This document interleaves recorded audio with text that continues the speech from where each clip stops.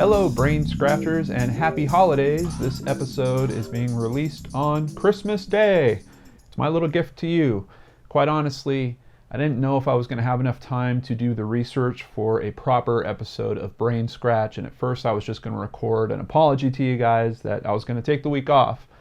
But I thought, come on, John, you can give a little, right? It's the season of giving. So I decided to do a little research and pull out a little Christmas time mystery just for all you fans. And I just want to thank you again for a wonderful year. For me, this has definitely been the year of BrainScratch.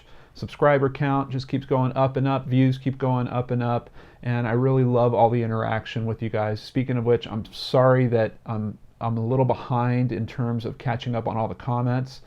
It's just the schedule of the holidays is not giving me enough free time for me to really power through getting through all the comments, but I'm going to make a press on it this weekend and see if I can catch up and get back to all of your wonderful thoughts and ideas about all the different episodes of BrainScratch. So, for today, we're going to look into, believe it or not, a little mystery about a song that I'm pretty sure you know and have heard before. Do you know A Visit from St. Nicholas? Yeah, I've never really heard of it referred to as that before, but A Visit from St. Nicholas is the proper name of Twas the Night Before Christmas, which I think is how most of us know that. And apparently there is a little controversy with this, so we're going to check that out. Of course, this is our good friend Wikipedia.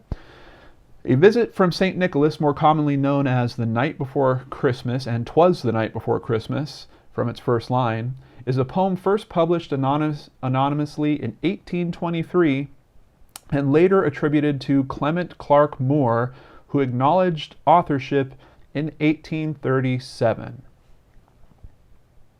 That's it. That's the mystery. No. The mystery is that authorship is kind of in dispute, and this article even goes into it. Let's check this out here together. Literary history. According to legend, A Visit was composed by Clement Clarke Moore on a snowy winter's day during a shopping trip on a sleigh. His inspiration for the character of St. Nicholas was a local Dutch handyman, as well as the historical St. Nicholas. While Moore originated many of the features that are still associated with Santa Claus today, he borrowed other aspects such as the use of reindeer. The poem was first published anonymously in the Troy, New York, Sentinel on December 23, 1823, having been sent there by a friend of Moore, and was reprinted frequently thereafter with no name attached. It was first attributed in print to Moore in 1837. That's a heck of a ways after. I mean, that's a good 14 years after it was originally kicked around. Moore himself acknowledged authorship when he included it in his own book of poems in 1844.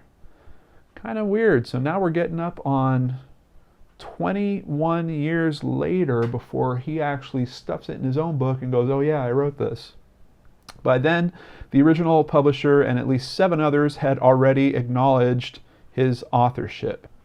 So he's got a lot of friends saying, yeah, this is definitely his work. So where's the controversy, John? Well, if we scroll down a little bit, they actually have a whole section on the authorship controversy. Moore's connection with the poem has been questioned by Professor Donald Foster, who used textual content analysis and external evidence to argue that Moore could not have been the author. Foster believes that Major Henry Livingston Jr., a New Yorker with Dutch and Scottish roots, should be considered the chief candidate for authorship, a view long espoused by the Livingston family.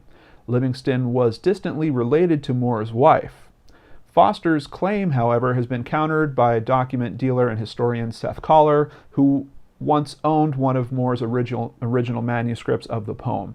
Collar has offered a point-by-point rebuttal of both Foster's linguistic analysis and external findings, buttressed by the work of autograph expert James Lowe and Dr. Joe Nickel, author of Pen, Ink, and Evidence. So as you can see, we've got a lot of controversy around this.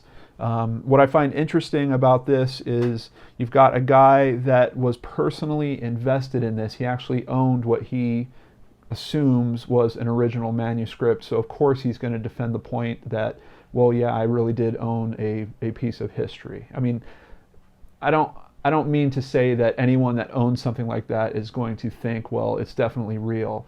But if you look into the business of forged items, it is a huge industry. If you ever watch Pawn Stars or do research on eBay, I think like 8 out of every 10 autographs you buy on eBay are fake. In terms of Pawn Stars, they do very good about having researchers come in to try to validate signatures, and a lot of the time they're fake. And what's most interesting about that to me is the owners always insist, even after the expert testimony, and this is extremely regular, particularly on that show, the owners always insist, nope, I know it's real. I don't care what that guy says. He doesn't know what he's talking about. I know it's real. So I do believe that there is something to be said that this document dealer and historian Seth Collar might have some bias in terms of wanting it to be the case. So is that all to the mystery? Well, not quite. I've got a little more information from a great article here. This is on listverse.com, and this is written by Robin Warder. And it's a great article. I'm actually, of course, going to have a link to this and the Wikipedia down in the description box below.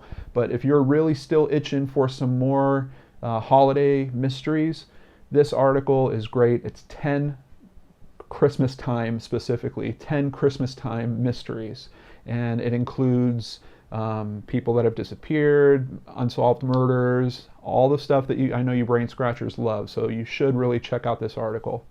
But here, its number one item is essentially this story: the author of "'Twas the Night Before Christmas."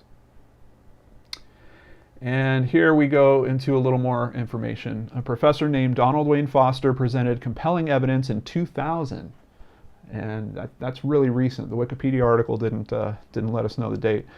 That the real author of A Visit from St. Nicholas was actually Henry Livingston Jr., who died in 1828. Foster believed the poem bore a striking resemblance to Livingston's other writings, but was a strange anomaly in Moore's body of work. Some called Moore a sour, unsentimental individual and asserted that A Visit from St. Nicholas did not fit his persona, but other historians disagree. One of the most compelling pieces of evidence in favor of Livingston is that the names of Santa's last 2 reindeer in the poem were originally Dunder and Blixen, and only became Donner and Blitzen. I believe Donder is a misspell here in the article. Donner and Blitzen because of a printer's error. Many years later, Moore wrote out copies of his poem, but committed the same mistake by writing Donder and Blitzen. The words Dunder and Bliksem are actually Dutch for thunder and lightning. Moore spoke no Dutch, but Livingston did. Still, after 2 centuries, the debate rages on about who really wrote "'Twas the Night Before Christmas." And I find that extremely compelling, particularly because naming 2 reindeer Thunder and Lightning seems to make some sense to me. I mean, you're picking objects, you're thinking about what's flying through the sky, maybe you're thinking about the noise that they make as they're flying through the sky. Thunder and Lightning being the name of 2 reindeer seems very interesting to me. And it is also interesting that the original author, when he rewrote this poem years and years later, made a mistake that they attribute to originally being a printer's error. I find that pretty compelling information. But what do you guys think? You think that it really belongs to Moore and all of this is just some type of made-up conspiracy theory around it? Or are we looking at evidence that potentially points to the fact, hey, Moore couldn't even speak Dutch? Or were Donner and Blitzen just the names that were originally intended to be in there the whole time? Maybe Moore had a friend named Donner and a dog named Blitzen. I really don't know, but it is a mystery, and apparently the debate will rage on. So that's it for your Christmas time brain scratch. 'Twas the night before brain scratch. I really appreciate every one of you that checks out these videos. Thank you so much for being such a big part of my life this year. I will be back. I know next Friday is going to be New Year's, but I am planning a full regular edition of Brain Scratch. I've got a great mystery I've already been researching this week. I just didn't have enough time to really bring it to a good point to share it with you guys yet, but that shouldn't be a problem for next week. So next week we're back on the regular show. I hope you enjoyed this little different holiday version of BrainScratch, and I hope you're really enjoying your time with your family, loved ones, great food, and hopefully some good gifts in there too. Take care, everyone, anywhere you are around the world. Happy holidays to you, and I will see you again next week.